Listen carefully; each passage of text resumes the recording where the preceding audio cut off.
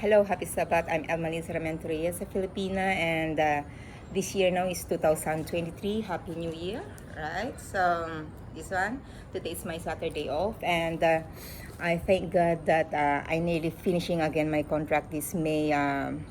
This year, May, and 2 years coming and finished. Then I just thinking my events, my experiences as a overseas Filipino worker, and really it's tough and a lot of sacrifices to take care of children and to stay in Singapore because I'm overseas Filipino worker. Na-legit ako dito sa Singapore. So for me it's not easy to be sometimes in life it's very tough or very difficult to find a good employer, and both sides also employer is very hard for them or difficult for them to find a good helper in their house, right? So both, but as I'm just thinking now is I'm becoming I'm not already as young as before, and especially I concerned about my health, and it's really tough to take care of children because I have also children. I have also two children in Philippines, Sabrina Faye Ramento Reyes, and Samuel Francis Ramento Reyes. They are working both now in Philippines, hospital, saka dun sa pharmacist yung anak kong babae.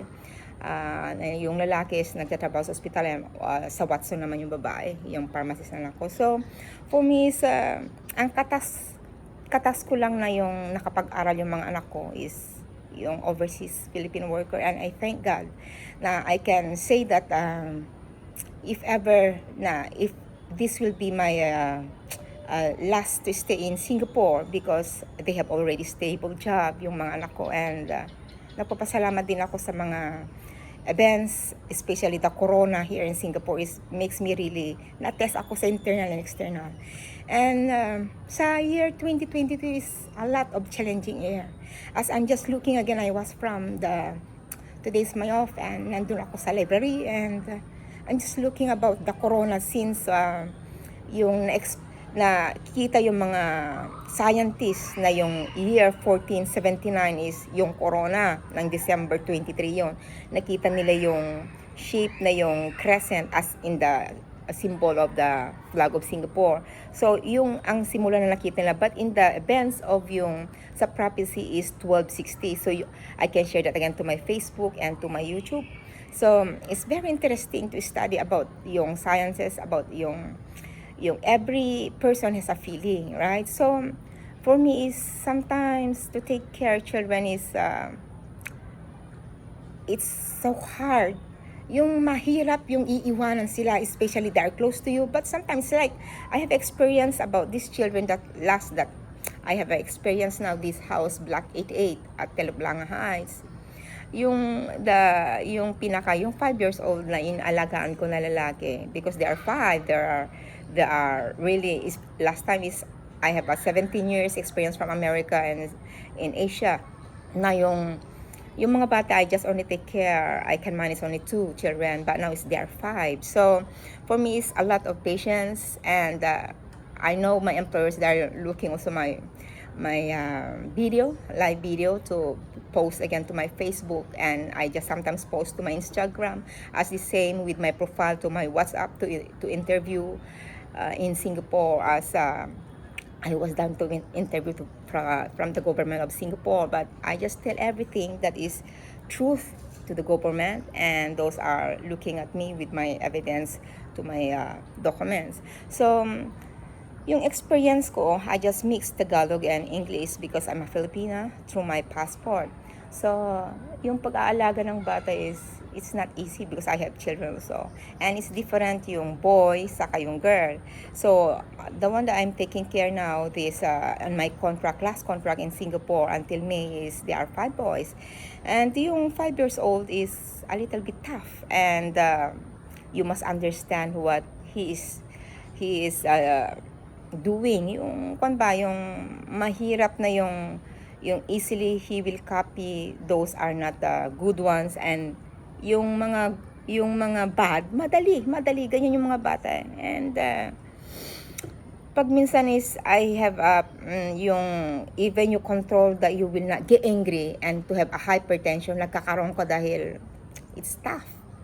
No, yung especially it's not my own children, you know. And then one time when I just only saying that why you are doing like that and do your common like that and saying that why you're scolding me? My mommy never scold me and hit me even I'm very naughty.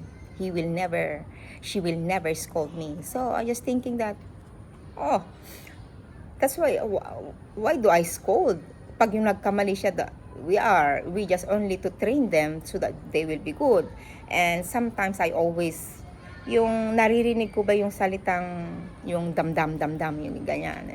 The name is Andy Damdam, and the brothers are the ones saying the words like that. And when I will go out with yesterday I go out with the playground, they are from the school, the MOE, and then one of the children and together with their mother, they're in the playground.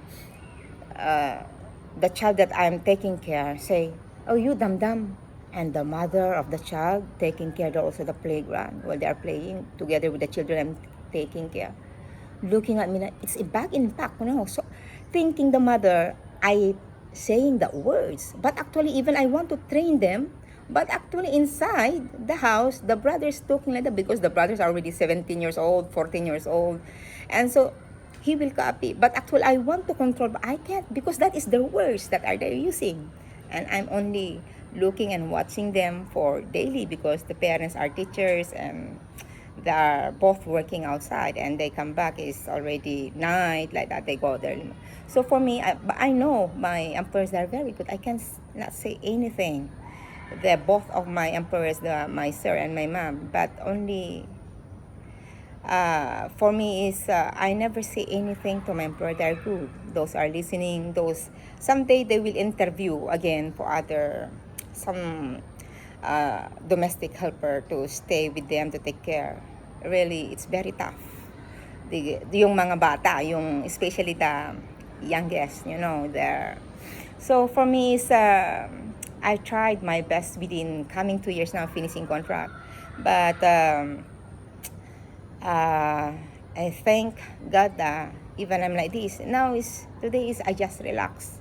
I feel something when I get angry, and because the last child that I'm taking care while I'm OFW here in Singapore, yung pagsabihin mo if I will say something is no, and then I was so scared when it start already to, because he will spit, he will kick me, and then the thing is I'm very scared now is he will bite. Yung nangangagat baka may rabies. And the thing is sometimes if doing like that to me, auntie, I love you, okay, you just say a word but action. Then one time immediately slap me. Then why you slap me? We're just watching TV. Then doing see the TV, auntie. I just follow because you see the movie, they are slap immediately, auntie, like that. So I said, oh, the TV, you follow everything, the TV. So we better off the TV because you are following whatever those Sonic that.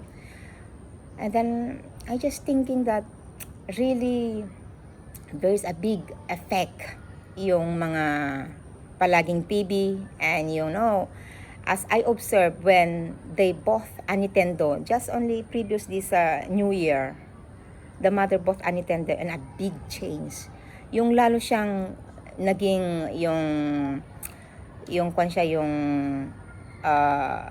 is like addicted yung games. Lalong pag yung nakahandle siya sa remote ng TV saka yung games lang is pag yung istapin mo siya is lalo siyang yung kwan ba yung nag-agresibo siya, yung gusto niya talaga yung and so one thing more is I'm not about yung mga games because I'm already old. I'm already 50 to 51 years old. So hindi ko ako sa mga games na ganyan, and then it's really time coming again. So and then one time he's loving also, no, yung makwan siya, pero about children is need to understand No, because when I was in Philippines also, I'm working in the office sa clinic ng aking ama sa Monramento is I have also experienced to take a domestic helper to look after my children while I'm working in the office. So nung yung panahon ganito, it's really very tough and very difficult to trust a domestic helper to stay with your children while the mother or the father is working, in the office or whatever, So for me, I understand my employer how pag yung ako na is yung finishing contract, So for me is I really miss them. But my age is already I need also to because I'm already old, So I'm already 51. So and then one time, this only previous because new there Nintendo, the games. Then telling auntie, I will teach you about the game and let's play the Mario game. I really don't know those games. This auntie and this really, this you press this one, and the older brother, the 6 years old, saying, then you jump, and how to jump. Auntie, I don't like to do it. You must press. You don't know. You're stupid. And then the brother already, hey, why you say like that to your auntie? Auntie just starting to learn how to play games, don't know how to play. And then I said, oh, auntie, okay, I just learned how to play like that. I don't know. And then, well, I just only joined to play with them for a few, but I really don't know, But learning, it's really my yung shoulder blade ko, it really makes me yung naninigas yung, and then really if mag-excite yung ano ba yung feeling mo yung makikipaglaro ka na yung gustong manalo ka, and then you will really it will excite and it will change yung ano ba yung ma-stress yung pati bata is they will become like yung kung sila yung magagalit sila kung matatalo sila if they are to lose or to win like that, games, just thinking, oh, really, iba na yung panahon na, it's different now that yung mga generation natin, when I was at that age, this year na is, walang ganyan, mga laro lang noon is, mga sungka, yung mga, yung jackstone, those are my plays only when we are still young, They don't have yet yung digital, but now in the time of Corona is even very, very small child is, yung mga edad 3 or 4, they are always phone already, right? So, we are modern in the time of modern talaga. And then one thing more I remember when I staying in this house is that thing that I cannot forget is this month after already Christmas, the eldest the younger, because that is they are 17 14 years old, the twins, and then the 6 years old and the 5. The 6 years old says, the name Adrian, tell me, go to the kitchen, when they are playing Nintendo with the brother. Auntie, why you don't have ring? Why my mommy have a ring, Oh, okay. You are married, auntie? I was a little bit, my feeling is a little bit embarrassed, You have children, right, auntie? Why you don't have ring? You are married, right? I embarrassed, My mother have children already, but a ring. Oh, because the religion of your mommy is Muslim, ring. I said that. Because my religion. What is religion, auntie? Religion means you believe your mommy is a Muslim. Oh yeah, my mommy. So you are not Muslim, no ring, auntie. He don't know yet, the 6 years old. And I said, okay, you know about that. So, and then talking to the brother, the younger one, because they are playing games. Their country don't need a ring, because we are in Singapore, we need ring like that. The children and dancing. And then, I don't want, we change the game already. We don't like the Sonic catching the rings, because there is a game, Nintendo that Sonic taking the rings. Boring, I don't want the ring. So what you want to play? I said like that. I want to play the already Mario taking the money, just to take all the money and you jump to the mushroom. Okay, you just play that one. And I just thinking, how come if there is no ring, is it an issue? As I remember now, because I'm already finishing this staying in Singapore, if God's permits me, it's real, I pray it. So when I was also first to stay in Singapore. In my passport now from Brazil to Singapore. My first employer, they are from New York, and I was from Brazil, and they hired me because we are the same, new in Singapore to stay. And my first, that was 2019 to 20, when I stay here with my passport from America. And then the young girl named Marie telling me, in front of the mother, they're eating breakfast. And they are going to, Mommy, the mommy gaaring. And we are looking to her because going to school. And then says the girl, Mommy. So children are really observant, So, Mommy? Yes, say the mother. Why, Auntie Lisa ka already, because they call me Lisa. Some will call me Lisa, some they will call me Elma, some they will call me Alma Lisa, some they will call me El. That's my name, So, but it changes. When I was in America, they call me Alma Lisa. Those accent. When I came here, I was shocked when I will go to the medical. The Chinese will call me Ima. The Elma is Ima. It's your turn, Ima. So in Philippines, Ima is hen, but they pronounce my name Elma, Ima. So those are my experience here about my names. They call me. It will change if I go to other country, the pronunciation. But I continue about that girl named Marie. It says, Mommy, why Auntie Lisa don't have ring and got children, and you have children also? But why have ring? You tell me, Mommy, if got ring, married, right? Is Auntie Lisa is not married? The mother blush, in front of me on the table. And then me also, I was also like, I don't know where to take the answer, And then the mother said, Marie, can you stop? And then the child says my experience, first time when I came from Brazil, first time here in Singapore, the child says, Marie says, the 5-year-old girl, that was 3 years old, saying, Auntie, but because that girl is very intelligent about accent, yung Americanized talaga, yung kanya kasi they are from New York. And then, but the mother is a Chinese, and then the father is half, like from New York, came here in Singapore. So that is my employer first in 2019. And then the girl named Marie says, Auntie, you don't have ring, so my mommy have ring, married already, right? So, Auntie, you are not married? Marie, you have children, Auntie, right? But you don't have ring. Don't worry, Auntie. If I have already big money, I will buy for your ring, diamond. And I just remember now the song of Chris Norman that some hearts are diamonds, some hearts are stones. Yung kwan ba, yung sometimes is it a big issue yung ring?